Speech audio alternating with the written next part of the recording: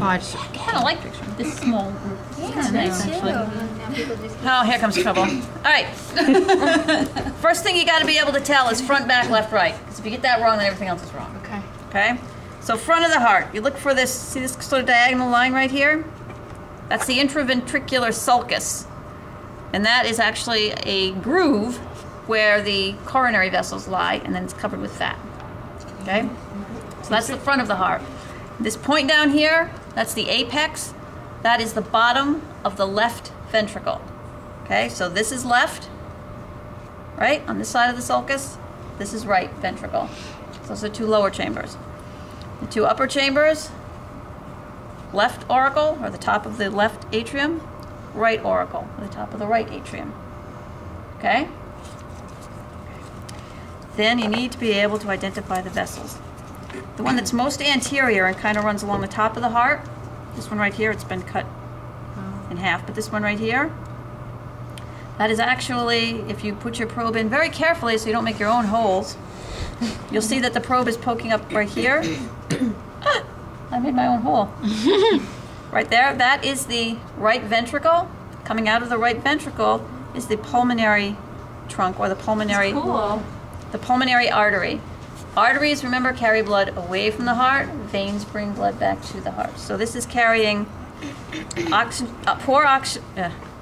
deoxygenated blood, or oxygen poor blood, from the right ventricle out through the pulmonary artery. And where is that going to go? To the lungs.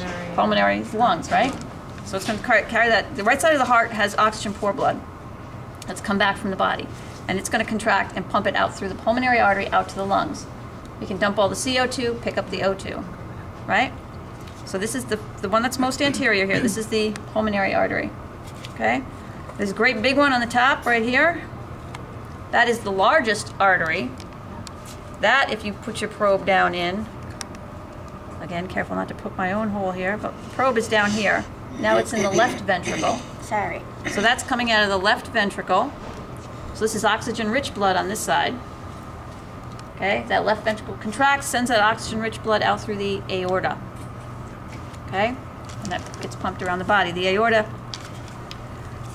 branches right here. This first branch off the aorta, that's the brachiocephalic. That branches right and left for your arms. Okay, then the aorta kind of makes, you can see it's kind of turning here, it kind of makes a U-turn. There's branches coming off here. Those are the carotids and vessels going up to the head. It makes a U-turn, comes down behind the heart, and follows the spine all the way down the body, branching off as it goes to feed all the other organs. Okay? So pulmonary artery, brachiocephalic, aorta. Okay? Blood coming back to the heart, these gloves are a little big. Blood coming back to the heart from the body, so it's oxygen poor, comes in through the largest vein, which is the vena cava. There's an inferior and a superior. The superior is draining blood from the head and the upper body. The inferior is bringing the blood back from the lower body. Okay? So the inferior vena cava, somewhere here. This is the inferior vena cava. And I have no idea what happened to your superior vena cava. Hold on a minute. Time out.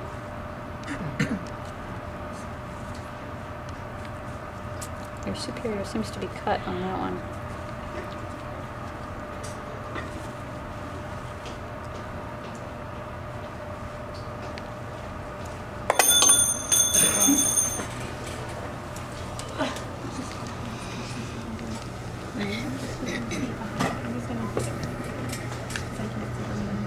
Can't get my bearings with this thing.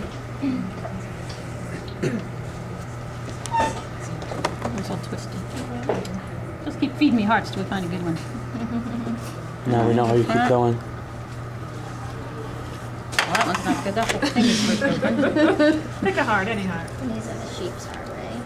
Yeah. You're saying pick There's more of them. No, these are all sheep hearts. These are not.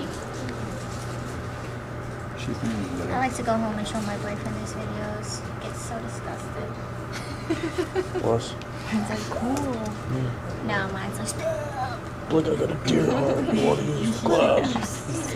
Exactly. Greg brought in his own heart last time. I know. Did he? Huh? Oh yeah, he did did. that. And then he ate it. Okay, you didn't have to tell me that. What? For real? What, does he got a farm or Beef something? heart or something? Wait, what? Yeah, it was a cow heart. Who? It was a cow heart you brought in. Her boyfriend. Yeah. All right, you can see it kind of in this one. The superior vena cava is bringing blood down from the head. The inferior vena cava is bringing blood up from the body. You can actually put the probe through the two of them. And both of them actually empty out into this right here, which is the right atrium. Okay? Blood coming back from the lungs is also coming in through a vein, right? Veins bring blood back.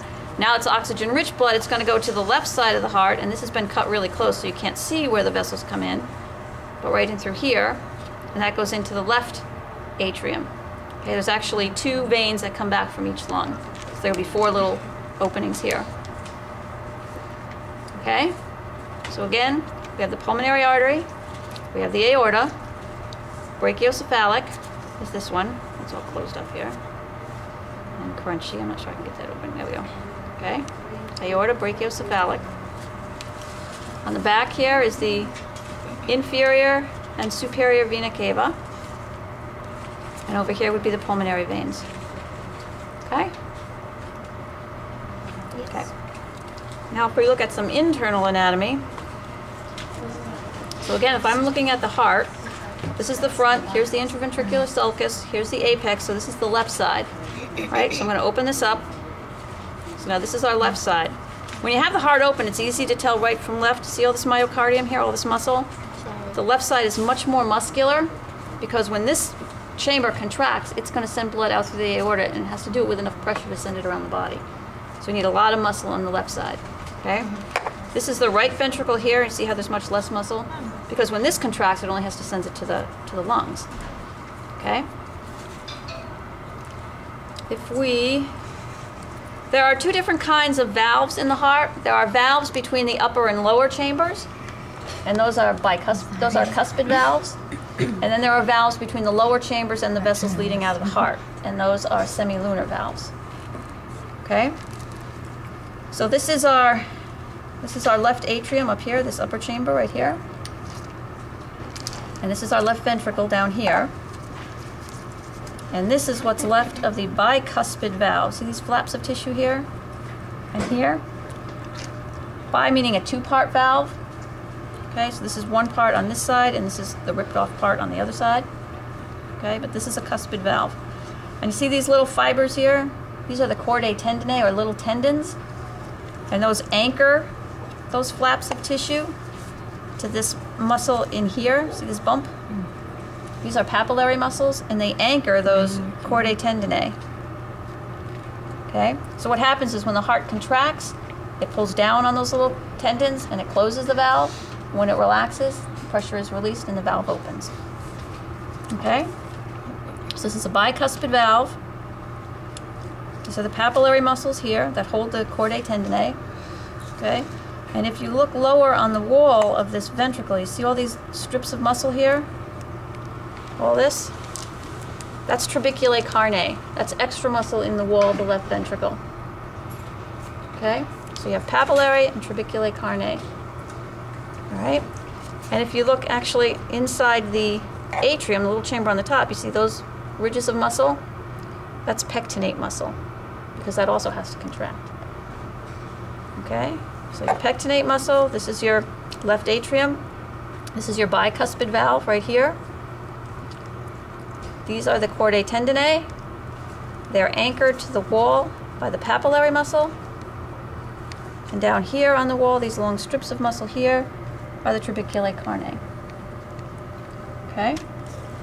If we look on the right side, not so much in that one.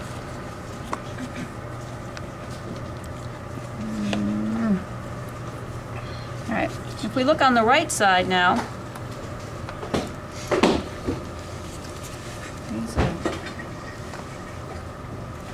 this one doesn't have much, this one doesn't have any of the right atrium left. That one. Want to have some right atrium? Oh yeah, okay. Okay, so again, this is the left side, the bigger side, right? And here you can really see the chordae tendineae anchored to the papillary muscle. if we look on the right side, again, here's the right atrium, so here's the pectinate muscle in the right atrium. Okay? The right side, between the right atrium and the right ventricle, you have another cuspid valve. This is actually a 3-part valve, and this is pretty ripped off here again, but anyway, this is the cuspid valve here. Okay, it's a tricuspid, because there's actually a right, left, and top piece. Okay, so it's a tricuspid valve on the right side, and again, you can see the chordae tendineae are anchored to the little papillary muscles on the right side. Okay, so we have pectinate, tricuspid, papillary muscle on the right side. Also on the right side of the heart, on that one, in the right side of the heart, I'm looking for a moderator band. And they're all ripped.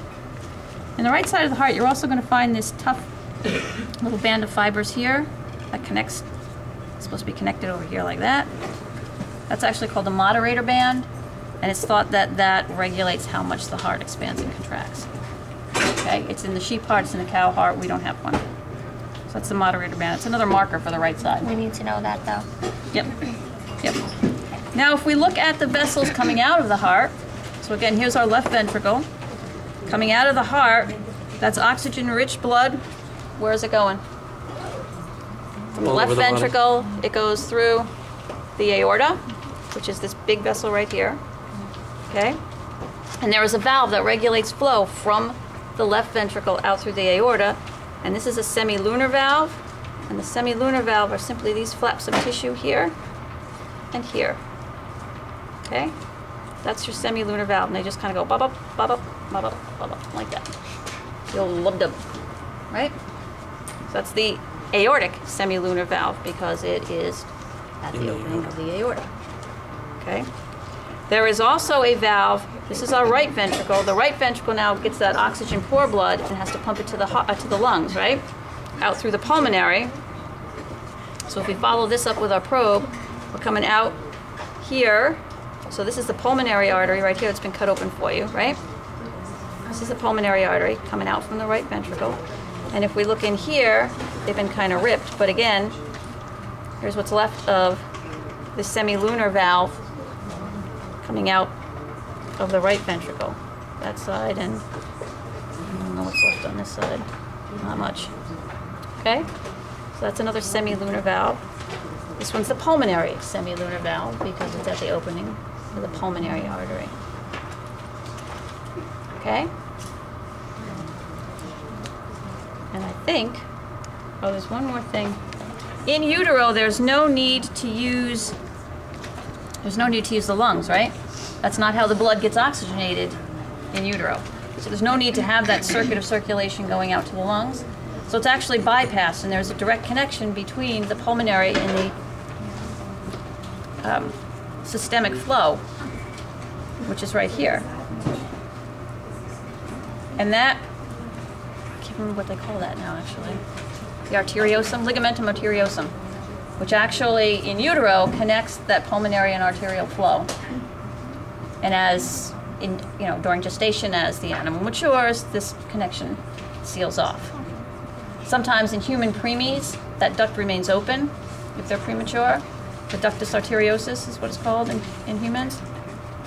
And what they usually do is they leave the baby, they watch the baby until it gets to gestational age, and usually it closes up by itself, and then if it doesn't, then they go in and close it off.